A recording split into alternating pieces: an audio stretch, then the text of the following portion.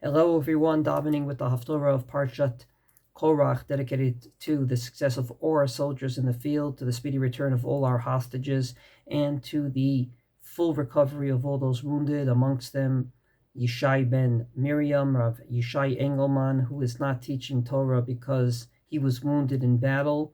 And I hope all the words of Torah we're going to say is going to be in his merit, both in his place because he's not teaching Torah, and in his merit because he gave so much for the Jewish people being hurt in battle. Thank God for all those asking. He's doing much better, and we hope that that positive trend will continue.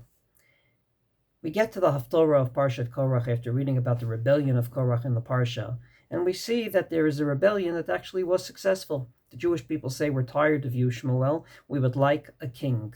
And indeed, Shmuel gets the king, named Shaul, and it was successful. And I believe that there's a message here that this Haftorah gives us. After the successful king is put in place, Shmuel says to the Jewish people, "I'm going to berate you. You didn't want a king for good reasons. You wanted a king because you got tired of me. I did nothing wrong. I didn't do anything corrupt. I didn't take your property unjustly, but you just got tired of me." And therefore, he scares the Jewish people a bit with miracles, like it raining all of a sudden. The Jewish people do get scared, and he says, "Don't worry. God will not forsake the Jewish people if you keep the commandments and you do what's right." And I believe the message here is very, very clear. Getting tired of routine is very legitimate. We all get tired of routine. Day in and day out, there is routine, and it's legitimate to complain about it and to get tired of it. What's not legitimate is to leave it there. Because ultimately, if you just leave it at the level of complaints, all they are is complaints. When you channel it to something practical, then and only then is the complaints worth it. The Jewish people did complain, and they channeled it to something very positive, and that was to make a king.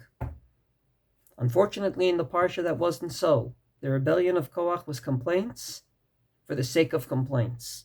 And that's all it was at the end of the day. Nothing changed. And I believe if this is true with regard to rebellions against leadership, then I believe it's all the more true with regard to complaints against other such routine things, like our Shabbos tables, like our shuls. The Shabbos table probably looks the same every week, and it's absolutely legitimate to get tired of it. But don't leave it there.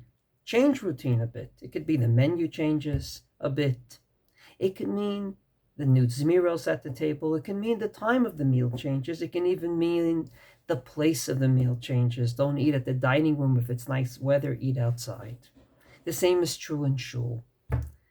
With the greatest respect, I don't think any of us enjoy hearing the same tune for Lechadodi week after week after week.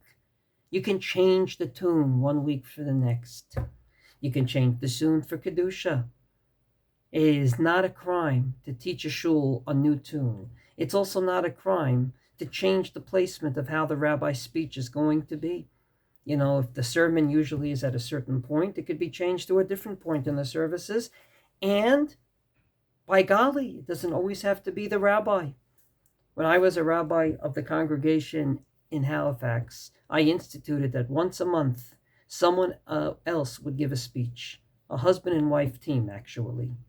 And ultimately, not only did it bring new people into the shul, it brought new ideas and insights into the whole Torah dialogue, because these were people that were not used to, quote unquote, giving sermons.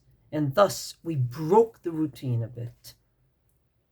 Complaints against routine are legitimate because it makes perfect sense to be tired of routine. The question is, what are we going to do about it? If we do something about it, the complaints were worth it. If we do nothing about it and just leave it at complaints, then it's a waste of everyone's time. Let's hope and pray as we get out of this Parsha with the Haftorah, we will recognize that routine can become boring. And yes, it's legitimate to complain, on one condition, that we plan to do something about it. Shabbat Shalom.